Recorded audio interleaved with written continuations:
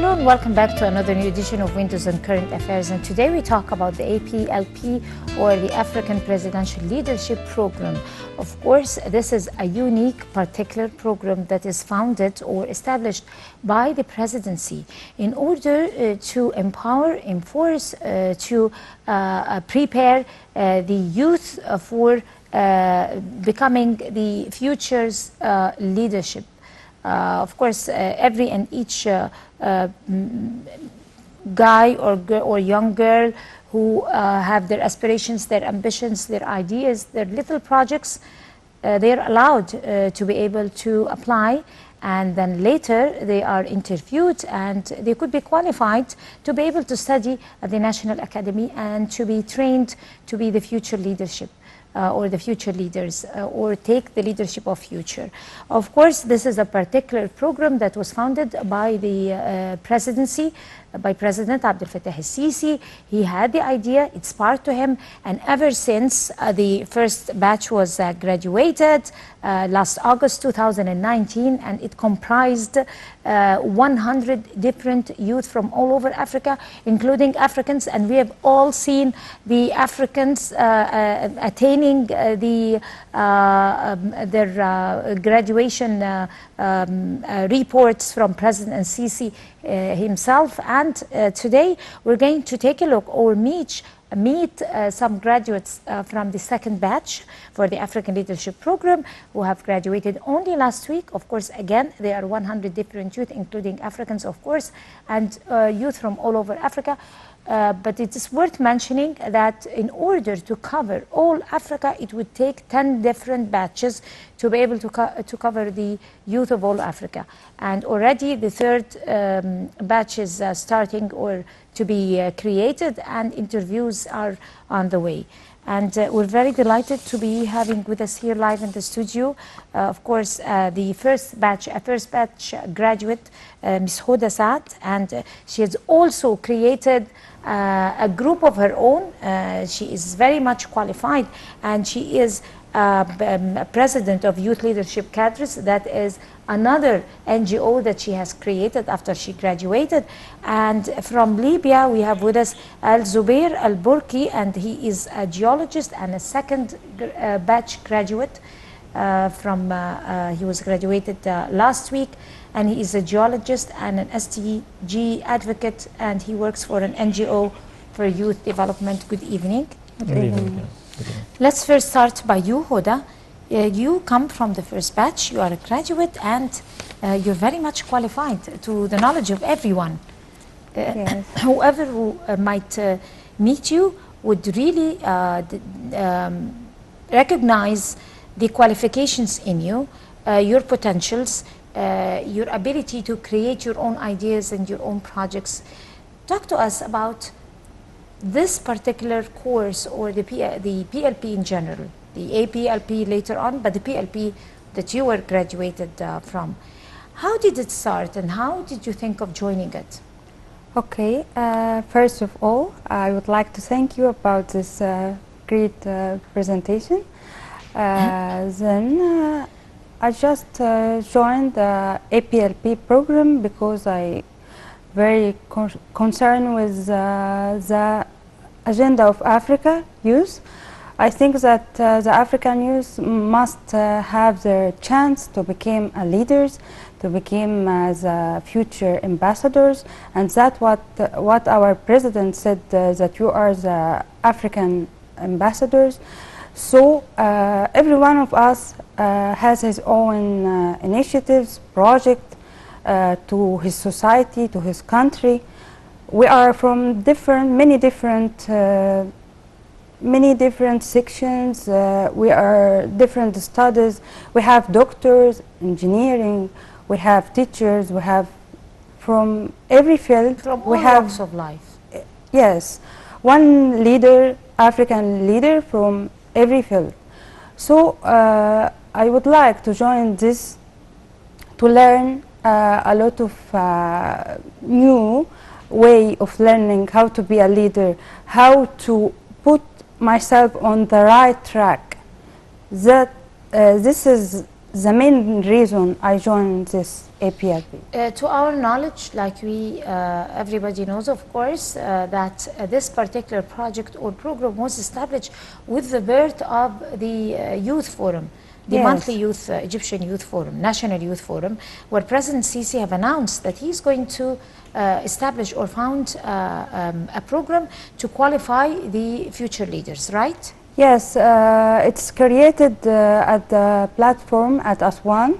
The president himself decided to make this initiative as the African first batch for African presidential leadership program because he saw by himself how the guys and leaders and girls, the young leaders are very. He decided to let them, give them the chance to learn them more, to be able to be this young Future ambassadors. leaders. Yes. Right, and moving on to you, Mr. Al-Borki, you are also a graduate of the second batch and you are a geologist, right? Yes. Yeah. Right, so how did it spark the idea to you to be able to join the APLP in Egypt? You come from Libya, to my knowledge? Yes, I came from Libya. First of all, I would like to thank you about this nice introduction about APLP.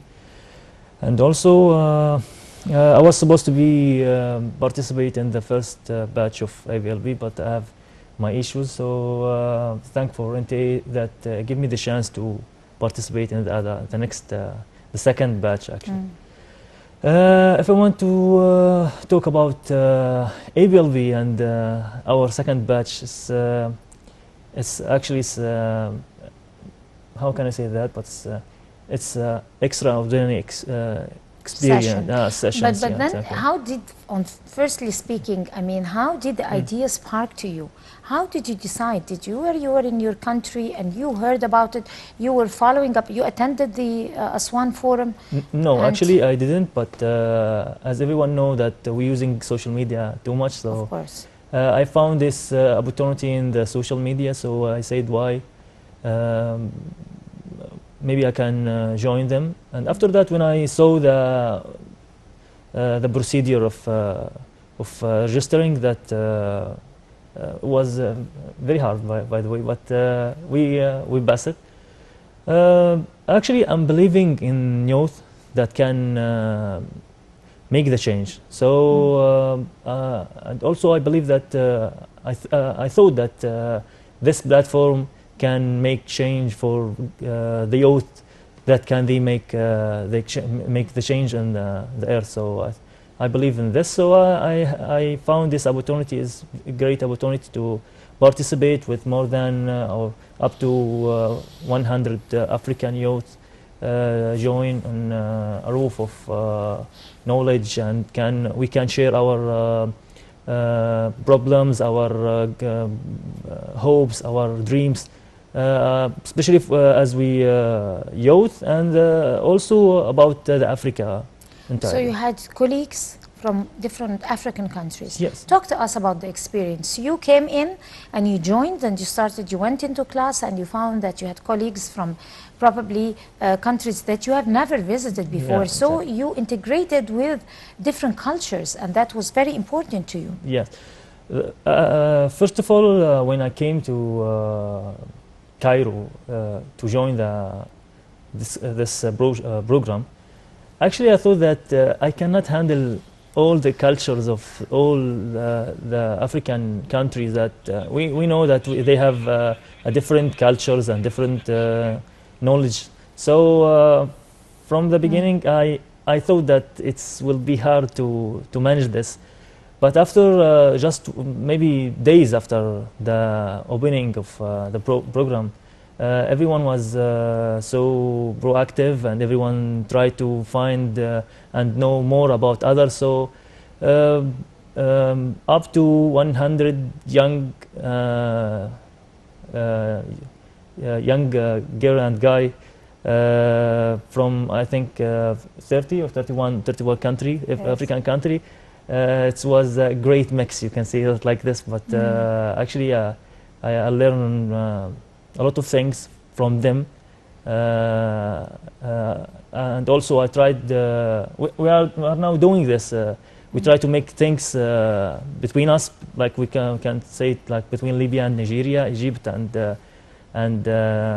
Tanzania, something like this. So we try to push our boundaries to make. And sometimes you work in groups. Yeah, we work in groups. I mentioned that I said that after the program finished, we trying to make things that. So you incorporated, you had yes. partnership program, partnerships together. Yes, exactly. And also I think this is the benefit of collecting all the guys here to try to, as I said, sharing their problems, their how can I say that? Their goals, experiences, their cultures, exactly. That's their different plans for the future, because everyone who comes from a different culture, a different country, he comes with a plan that is fit for his culture. Yes, exactly. And when you coordinate your cultures together, probably you're going to come with something good and that's what happened, beneficial for society. We try to collaborate together to do something between the countries, and it was very, very good, by the way. I wanted to focus also with you over the idea of bringing different cultures together and unifying them under one umbrella, which is the SDG. Yes. Different cultures, teaching them the 17 goals and enforcing in their souls to be able to focus on their goals for after graduation, so that they can execute these goals in the near future. How did that happen inside the National Academy? Actually, if I want to talk about the NTA or the National Academy, it's a long story, by the way. But yeah, what I found when I met with these guys, I found they came here to learn about leadership, as mentioned in the name of the program, leadership program. So I found that they are really leaders in their country. So they try to initiate things that can help youth, can help people, and also they trying to bring the culture of SDGs that we don't have more knowledge about SDGs, especially in Libya also, and some of African countries. So they believe that SDGs can make their life better, can make the life for their community, their countries, their unity. Also, the continental can do it, can make the difference and the change for the countries. So it was easy, by the way. I thought from the beginning, I thought that it will be hard, but after 1 week in the NTA. And also, I would like to thank NTA crew and NTA team that try to make everything easy for us. So that's how we can communicate with all the 100 African youth. They actually try to how can I say that? They try to merge the cultures together, so we can find something unite us. Cosmopolitan. Yes, exactly. That's it. You create a cosmopolitan we try culture. to find the way to unite like the countries. How can you get the benefit of the natural resources or something like? How can we use the culture heritage to do something good or something better than we have now? So as I said, it was an extraordinary experience. Yeah, experience. Right. I'm going to move on to you, Hoda, but also I'm going to move on to him because we are going to take a break later on. Another graduate is going to join us in the program, so I'll have to talk to him more over the second batch. But I need to talk to you concerning your experience. You are someone who is very qualified. You are a young Egyptian female with ideas. You are aware of the problems that are facing, or the challenges that are facing Egyptian women in Egypt, and the society, the needs of the society. You are in civil work. You are attaining a very successful group that provides civil work for society. Talk to me about your experience as a graduate from the first batch. Okay, when I graduated from the NTA and APLP, I gained a lot of experience, a lot of knowledge that make me more experienced. How can I deal with some problems? How can I use my knowledge that I got from the NTA and the African Leadership Program? It makes me more wise, or have to take the decision, because we learned a lot of things about leadership, about how to work in groups and in team, and how we can solve the problems, how we can work on the issues from different parts to solve it. So all of this experience, I use it and I work on it immediately, and I add a lot to my initiative or NGO, and now we are making a lot of things, new things after my graduation, really. We create another partition. We care about the young, the children also. We create Kawadir Junior to let the young children, they are, I call them the young leaders also, not also the youth, because they must merge it with us in our initiative. They must join us and see how we can work.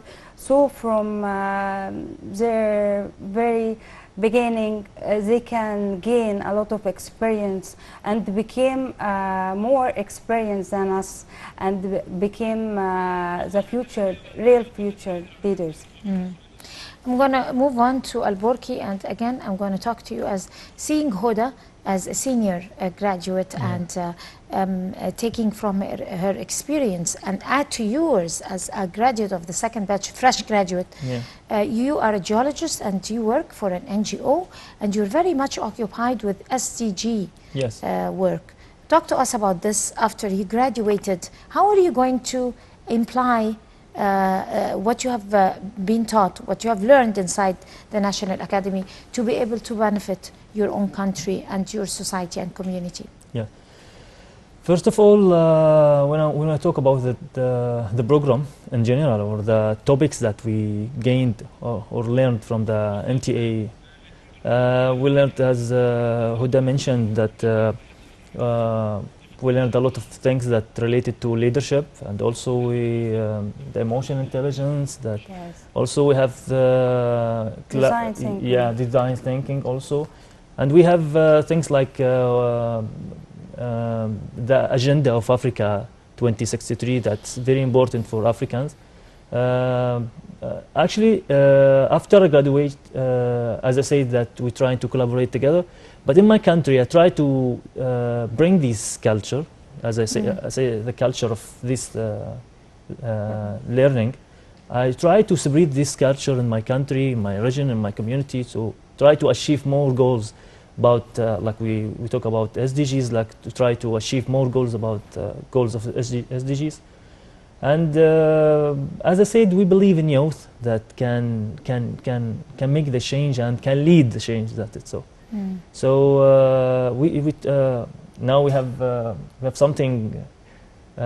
It's like surprise, but we try to do something like collaboration together. You collaborate, you coordinate your together, efforts to be able to serve society. Yes. But again, I need to talk to you about, are we going to take a break? I'm not sure if it's now or no, but anyway, so we're going to go to a short break, and we'll come back to you to continue with the first batch from the APLP and the second batch. So stay with us.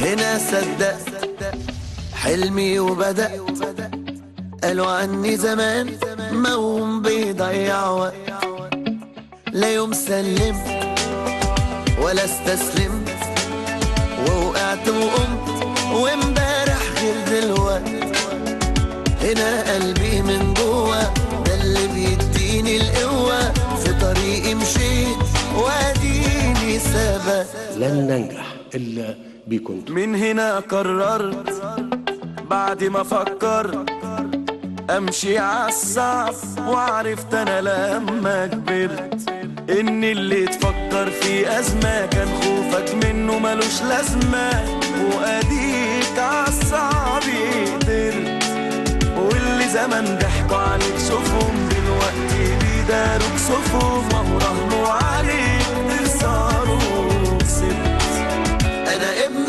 مصر انا ضد الكسر انا رافع راسي تملي لفوق طول العمر انا ابن مصر قلبي نسر ما اقدرش اعيش ابدا يوم غير وانا حر شفت يا زمان ومواقف ملهاش عد بس الصدمات بتقوي ومش بتهد شفت يا زمان ومواقف ملهاش عد بس الصدمات بتقوي ومش بتهد انا عندي ثقة بالنفس ومناعة ضد اليأس انا ابن مصر انا ضد الكسر انا رافع راسي تملي لفوق طول العمر انا ابن مصر انا ابن مصر قلبي نسر ما اقدرش اعيش ابدا يوم غير وانا حر انا ابن مصر انا ابن مصر انا ضد الكسر انا ضد الكسر انا رافع راسي تملي لفوق طول العمر انا ابن مصر قلبي نسر ما اقدرش اعيش ابدا يوم غير وانا حر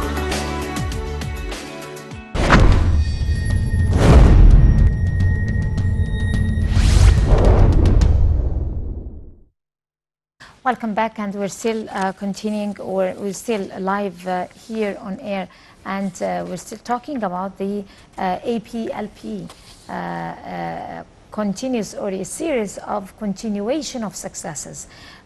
Different batches, different youth from all over Africa. They come with their aspirations and with their dreams, and it's our duty here in Egypt to be able to qualify and prepare those youth to meet the world and be the future leaders. This is the job of the Egyptian leadership, and we as Egyptians, and the job of the national academies. Thanks to all of them. And today we have with us a graduate from the second batch, like I earlier mentioned, and of course a senior graduate from the first batch. The second graduate, or the second batch graduate, is Zobayer al-Borki from Libya. He is a geologist and an SDG advocate.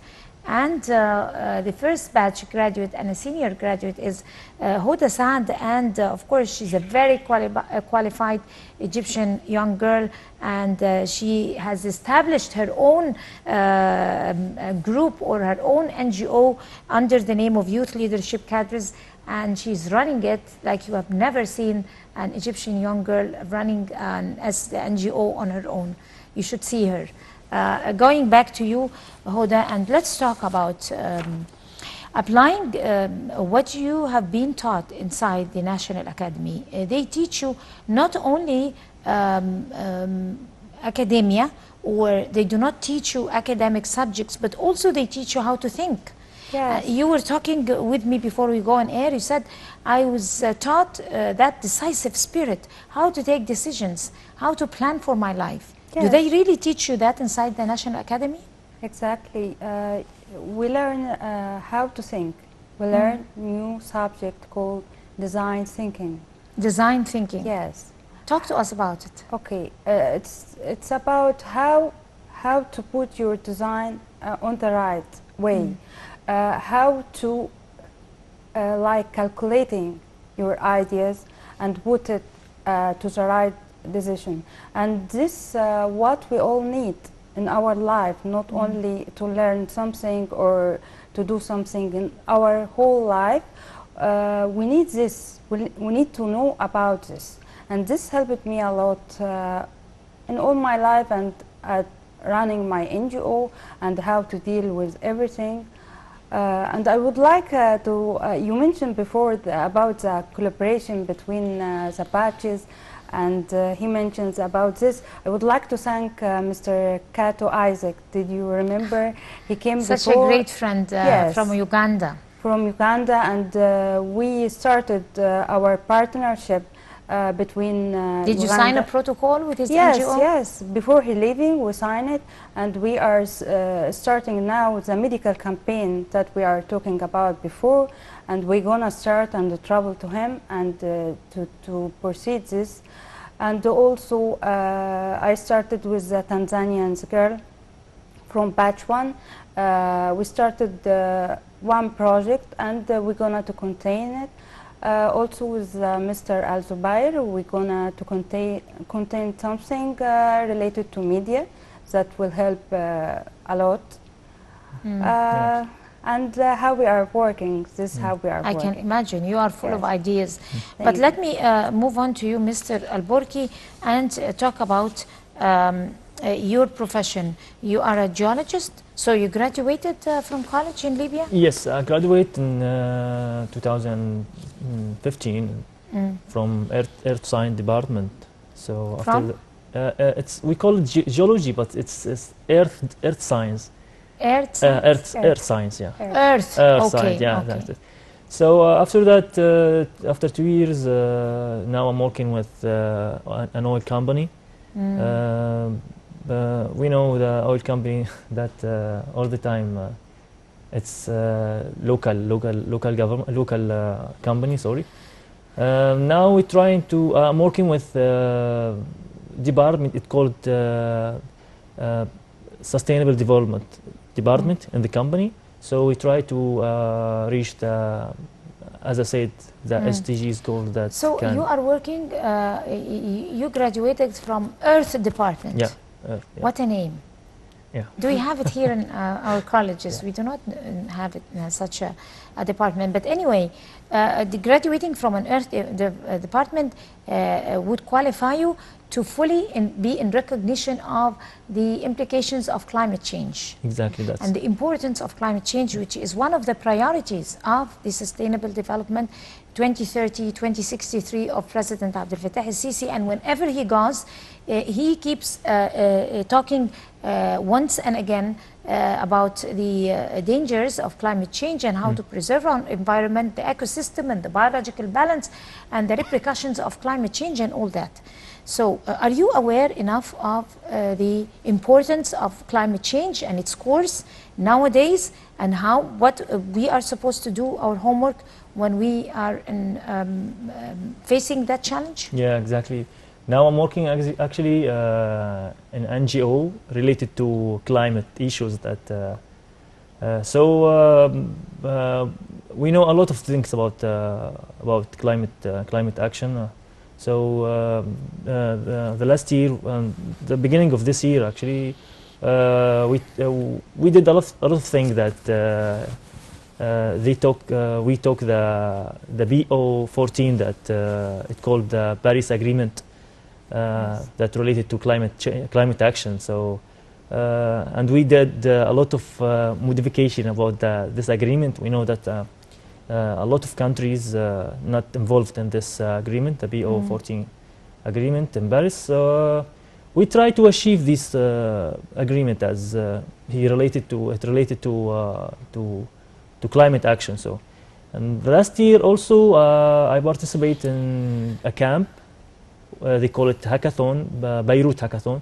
It's related to the data of the SDGs. How can we make a visualize that can define or talk about one of the 17 goals. So actually I talk about the climate action and I try to collect the data that tell the people that we're facing non-visible threat, and also it's a big threat that we saw what happened in Lebanon from 3 or 4 weeks and we saw what happened in Amazon, and we The saw Amazon fires, I was just Yeah. going to talk to you for a full assessment of the Yes. Amazon fires is a result of the greed of economists Exactly. that resulted in that catastrophe, and endangered species are declining That exactly. because of that greed, and also the fires in California. Well, if the in fire the in California, deserts. the same thing happened in California. Yes, we saw. How can I say that? It's a massacre, by the way. It's Chaos. It's chaos, by the way. So I think these things should be known from the people. The people should know. The public people should know the important to work about the climate action because we believe that the people can make the difference. So and the way how they deal with the things, they can make the difference. Not the government can make the difference, but I think if the people involved in these things can make they can make a big difference. Yeah. But the government set the rules, but the Yeah, people exactly, have yeah. to activate that Exactly. rules and abide by them Exactly. and work by them. I need to move to you, Hoda, and talk about also in your group or in your NGO, are you addressing the dangers, or are you addressing any type of a plan of promoting awareness when it comes to climate change? Have you ever set a plan? I know that you are full of ideas, Yes. and this is going to be your upcoming plan. Have you ever Yes, thought we about it? always updated the youth in my NGO about the danger of everything going around. It's included for sure the climate change and how it can change the world, and how can a lot of creatures disappear from the world because of this issue. So we have one initiative created by one of our youth at the group called to learn and teach the other, and this is our motto. This became our motto. What we doing that every one of us who learned anything and who know culture, different culture, different issue, he must learn the other youth.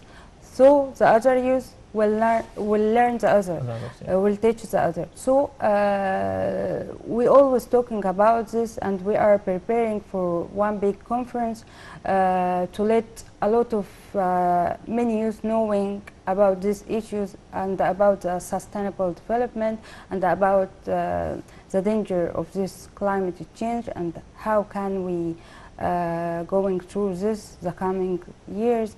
So we are always working on this. Right. If you'd like also to talk to us about how, when you go back to where you live, you're going to be acting as one of the very influential cadres in society, one of the influential youth who are going to lead others. You're going to set an example, just like Hoda. She's a senior graduate of the first batch, and she is setting a role model for others also. How are you going to do this when you go back to Libya? Especially with all the understanding of what Libya is going through, but still you have a role to play. Yes, it's actually it's a big challenge when we talk about Libya, but NTA learn us, I can say that learn us a personal skills. Okay, we can call it personal skills, self skills. But they know that we can use these skills, the personal one, to lead the change, as I mentioned before. So, as I said, we try to spread, first we try to spread the culture of these things, like we call it this kind of training. Especially the training was not a classic one. That's what surprised me when I came to the NTA. The way that they teach us, it's different. Actually, I went for a lot of, I participate in a lot of training sessions, but the way that we gain and learn in the NTA, it's a big different. They're trying to use the edutainment and the classes. The classes, it's tough, funny, and exciting. The excitement was there. So the difference is in the way that they teach us. So it's a new, how can I say that? It's a new, as I said, experience. And the first thing we try to spread this culture, the way that they teach us. It's a new way, it's a modern way. We try to teach the people, especially the youth, because they know that the youth can gain more in this in the way that they try in the edutainment way that they did. So I think we try to bring this culture. And you try to pass it to the second generation, exactly. just like Hoda is trying to do. Now we have something like I will not talk about it, but we have something like proposal. We try to we will you presented the proposal? yeah, present it to the NTA maybe the next week, inshallah. So we try to tell them that we are not here to learn. We will you will see what we get from you. Yes. Yeah, so we try to make it's simple proposal, but we hope that they will accept it. So, and because they give us the chance to do something like this. Yeah, the NTA. So. True. Going back to you, Hoda, of course, we have very little time, only like 2 minutes to go or 3. So I need you to talk to us about the outcome of your experience. Where do you see yourself moving from now? What are you going to present to society, especially when we talk about Egyptian young girls? We have come a long way. And President Abdel Fattah al-Sisi is sparing a lot of space for Egyptian women and Egyptian young girls and youth. So how are you going to be able to serve that particular issue? Okay, we are working. We have a department caring for the women and women empowerment, and we have different initiatives for this. And first of all, I would like to thank before end this interview, I would like to thank the NTA trainers and doctors, and I want to add to him that they have very special and different way of learning. It's like learning by modeling or a modern way of learning. And about the women, I learned it also in the NTA, the gender equality and how can the woman work on herself and to make herself engaged to the society, and how can she solve any problem she is facing in her life. Even she cannot go to work, she can go to one NGO and can start her startup at home and make a handicraft or something. So we are always at my NGO or any other places, we are calling for women to be in the powerful point. You are not weak, you are very equal to the men. So start from your home, start to work, start to learn the other. Start to make your own business. If you don't have anything, you can create it, because you are powerful creature and you have a lot of advantages. You can use it. So I calling here to start even with small things. Amazing. And with this final very optimistic note for Egyptian young and African young women from Hoda, Saad. Thank you so much, guys. Hoda, Saad, you are now the chairman for Youth Leadership Cadres, and you are a graduate from the first batch. Best of luck to you. And of course, Zobayer Al-Borki, you come from Libya. You are a geologist, an SDG advocate, and you work for an NGO for youth empowerment. Thank you so much. Thank you. All the best of luck to you. And I guess with this final item, we come to the end of this edition of Windows and Current Affairs. Thank you so much for joining us, and until we see you again next week, that's a goodbye.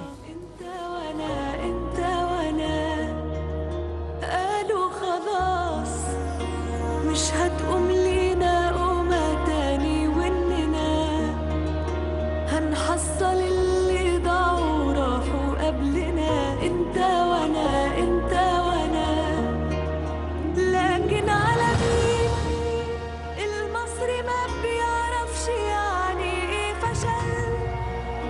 لو حط حلم قصاد عينه اعتبره حصل. واديك انت شفت بقينا فيه. وادينا النهارده عملنا اللي قالوا عنه مستحيل. وادينا النهارده نجحنا ونجحنا ده ليه مليون دليل. وادينا النهارده بنبني حلم لبكره والجيل بعد جيل. وادينا النهارده عملنا اللي قالوا عنه مستحيل. وادينا النهارده نجحنا ونجحنا ده ليه مليون دليل. وادينا النهارده بنبني حلم لبكره والجيل بعد جيل. مصر التاريخ وحضارة يحكوا الناس عليها للأبد. احنا في قلب أفريقيا وليهم سند. دول أهلنا دول أهلنا ودي أرضنا مفتوحة ليكوا في